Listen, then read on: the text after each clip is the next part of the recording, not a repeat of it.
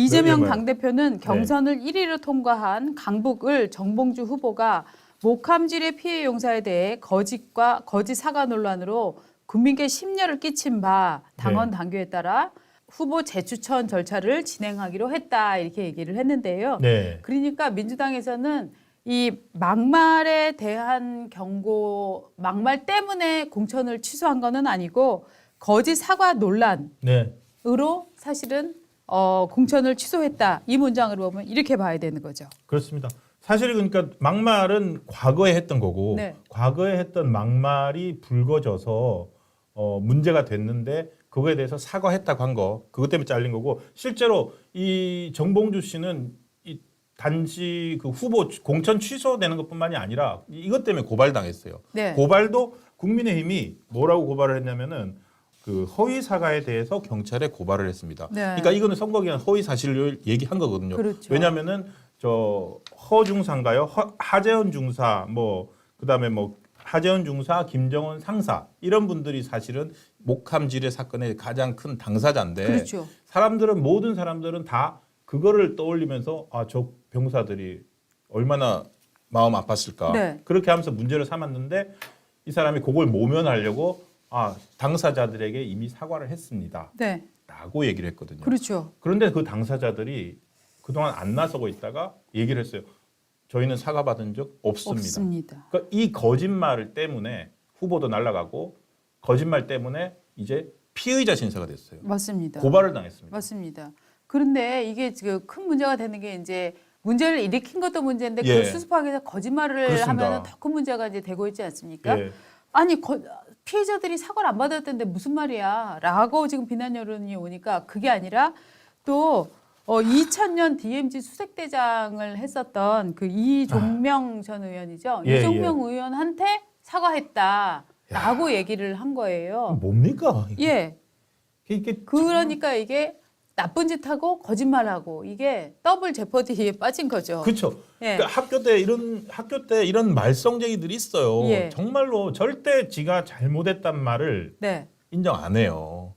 거의 뭐 공동체에서 생활하기에는 힘들 정도의 이런 행위인데 거짓말하고 사과하지도 않고 잘못했다고 했는데 알고 보면 잘못했다는 생각 하나도 안 갖고 있고. 그다음에 이렇게 얘기했어요. 또 당시 사고를 당한 김정원 하사와 하재영 중사의 예. 연락처는 구하지를 못해서 내가 연락을 못했다라고 하니까 이분들이 조용히 계시다가 뭐 연락처를 몰라서 못했다고? 내가 그 군대에 연락해보면 바로 나오는데 그래서 연락을 안 했다고? 정말 가증스럽다. 네. 이런 지금 입장이거든요. 왜냐하면은 네.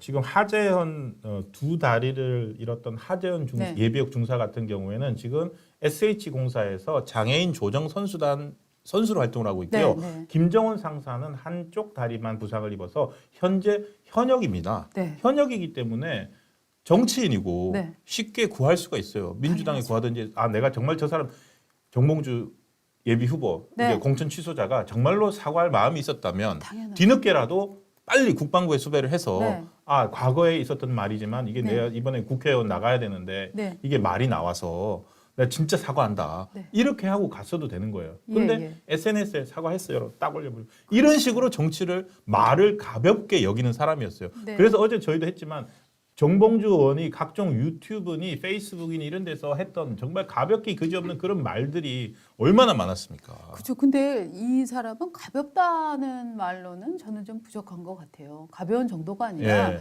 실제로는 자기 생각에 좀 반하는 사람은 윽박지르고 협박하고 맞아요. 예. 전국 교도소 40개 교도소를 통일한 조폭들이 내 나아바리에 있다.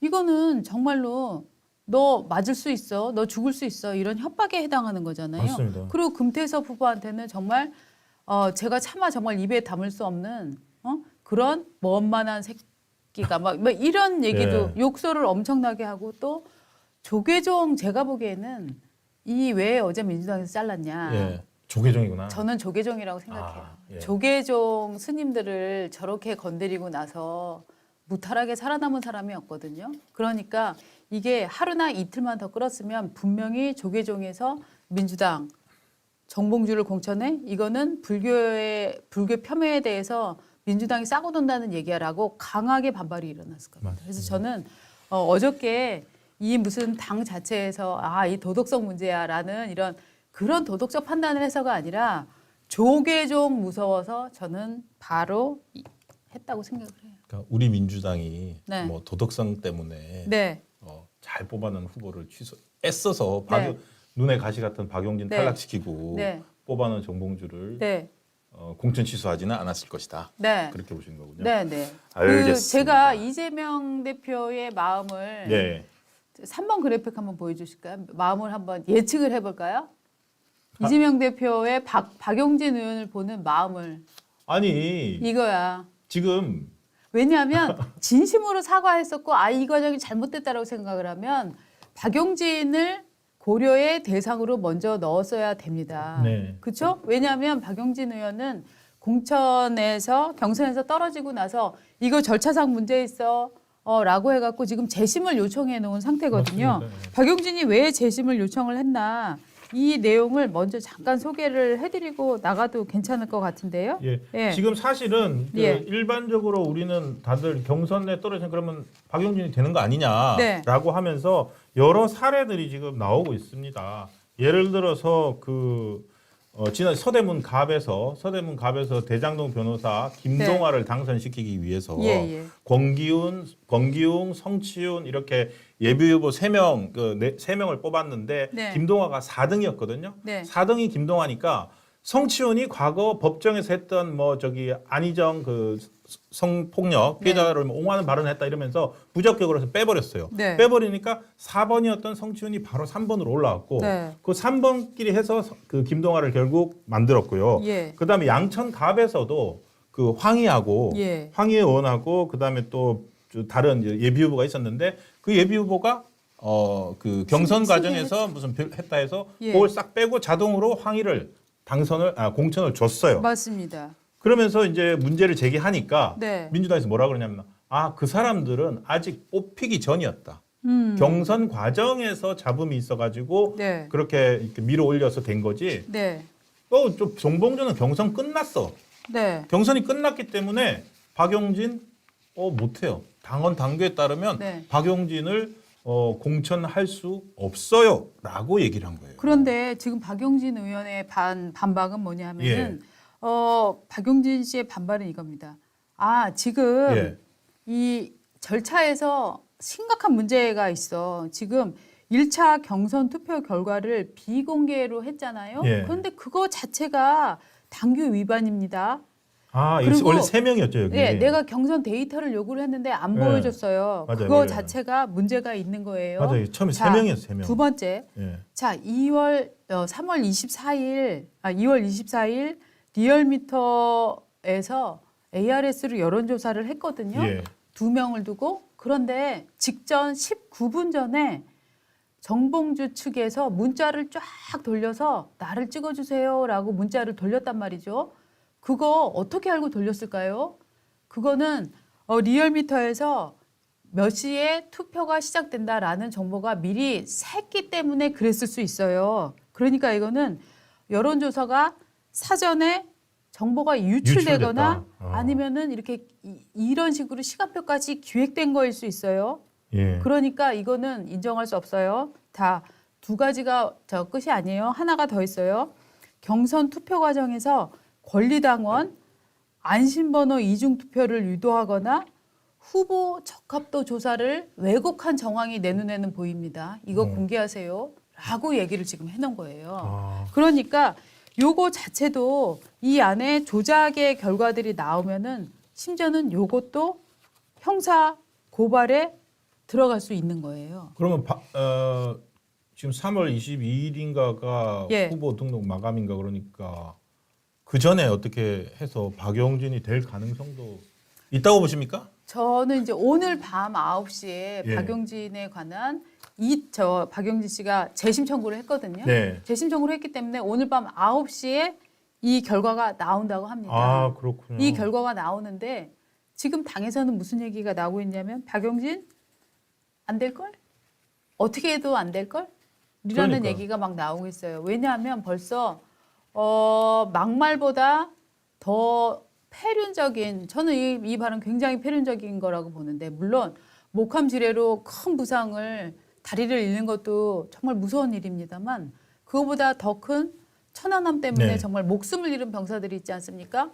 그들을 두고 극언을 했던 사람을 지금 준비 중에 있습니다. 정봉주 대신에 이 사람이 온다. 그래픽 한번 2번 보여드릴까요?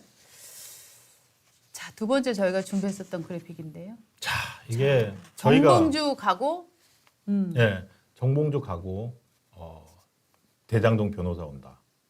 그리고 더 막말 온다. 네. 저 어저께 잠깐 얘기를 했었습니다. 네. 어제 화재 같은 경우에는 뭐 연일 민주당 공천에서 네. 그 정봉주도 화제였고 동시에 또 대장동 변호사들이 기가 막히게 전부 다 공천을 받았다. 네. 이게 화제였는데 저희가 어저께 예측을 했었죠. 네. 대장동 변호사 중에 떨어진 사람이 하나 있다. 네. 네. 조상호. 금천에 나갔던 조상호. 그렇죠. 그리고 심지어 부대변인을 하면서 저 조상호 부대변인 시절에 네. 저 사람이 종편이나 이런 데 출연을 해가지고 상당히 발언을 세게 했어요. 네. 극심한 센 발언을 많이 했기 때문에 저 사람이야말로 이재명 대표의 취향에 딱 맞는 사람이다. 그쵸. 라고 생각을 했는데 네. 조상호가 떨어진 거예요. 네. 물론 금천에서 붙은 최 기상도 친명이에요. 그러니까 네. 친명끼리 붙었던 곳에서 한 명이 떨어졌기 때문에 네. 조상호는 친명이지만 떨어졌구나라고 생각을 하고 있었는데 이 강북을 이게 나비 효과인가요? 정봉주 때문에 그러니까. 또 다른 대장동 변호사 한 명이 붙지 않을까라고 그러니까요. 실제로 유력한 강북을 새 후보 중에 한 명으로 조상호 전 부대변인 그리고 네. 대장동 변호사가 얘기가 되고 있습니다. 왜냐하면 민주당에서는 저 지역구를 일종의 사거 지역구로 결정을 한 그러니까요. 다음에 예.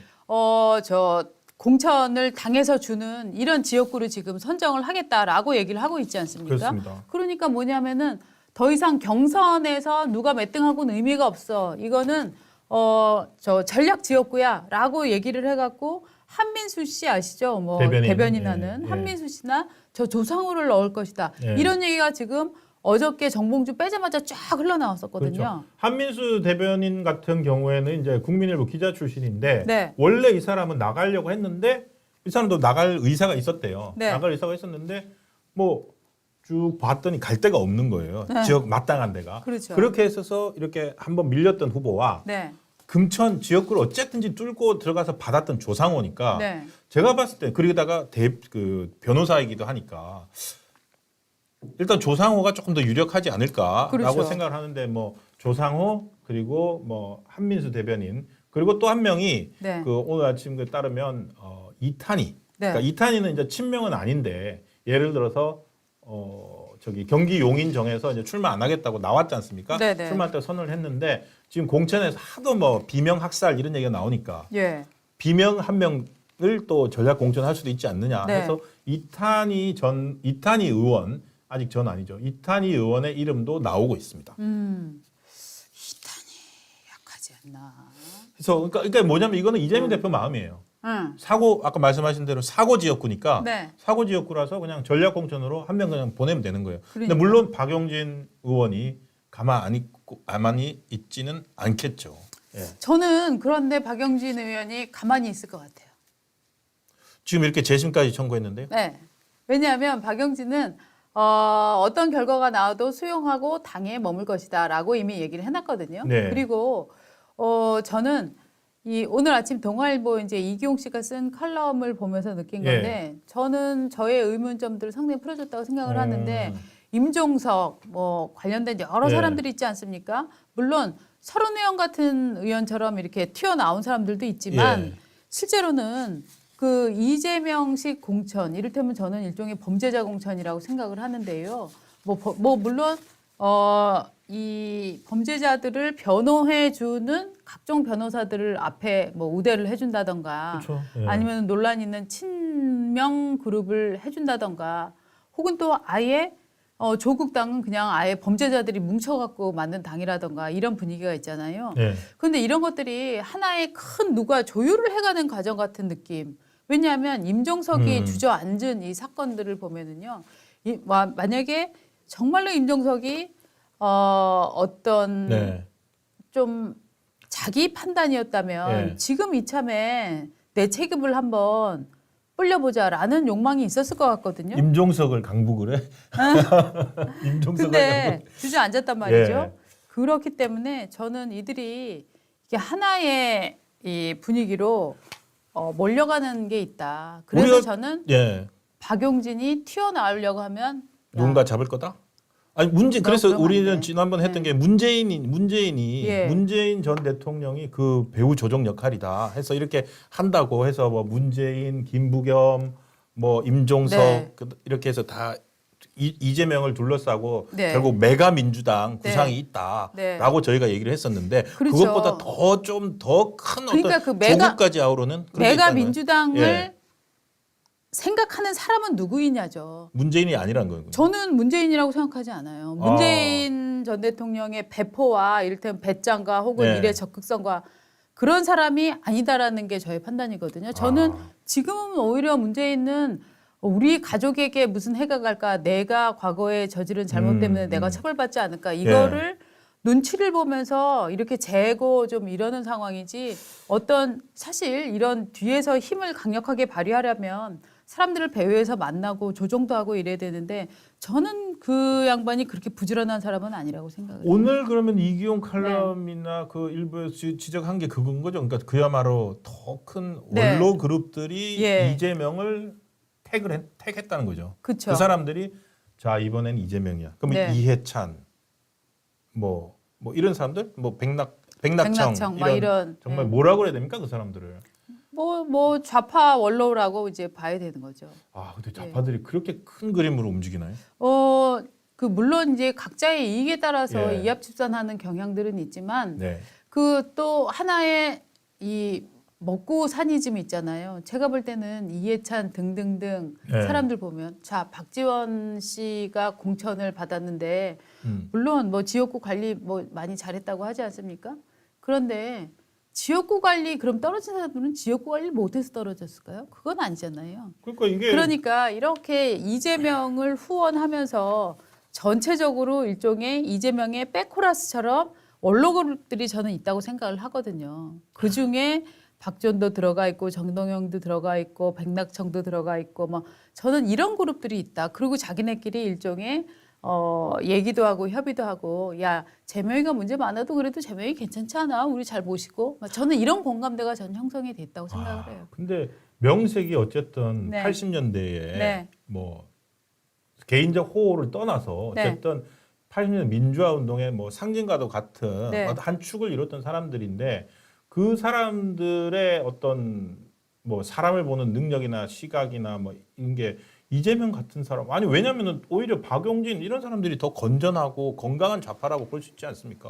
이재명 씨 같은 경우에는 저는 어떤 좌파다 건강한 좌파다 이런 것보다는 오로지 그 악쓸은 생존 본능 그걸로 지금 여기까지 왔는데 아니 근데 박용진 키운다고 박용진이 나한테 공천을 줄 것이며 박용진이 나한테 사무실을 무슨 기업들 후원 같은 거 받아줄 것이며 그런 측면에서 이게요. 그 정치를 오래 한 사람들은 네. 우리가 이름이 크니까 굉장히 폼나게 살 것 같지만 실제로 폼나게 사는 사람들이 그 발밑에서 돌아가는 사무실 여직원 임금은 누가 내주고 사무실 커피는 누가 커피 믹스 값은 누가 대주고 네. 사무실 복사기는 누가 대주고 그 복사기에 들어간 종이는 누가 대주고 이 생활의 차원으로 내려오면 굉장히 구차해진다고 저는 들었거든요. 그래서 저는 하여튼 이런 부분에 예. 있어서 다른 강력한 힘들이 존재하기 때문에 네. 저는 박용진 씨는 지금도 안될 거다. 지금 민주당 경선 끝난 거 아니에요? 라고 얘기하고 있지만 네. 저의 예측은 오늘 밤 9시 박용진은 절대로 공천의 기회를 얻지 못하지만 나가지도 않는다. 이렇게 봅니다. 알겠습니다.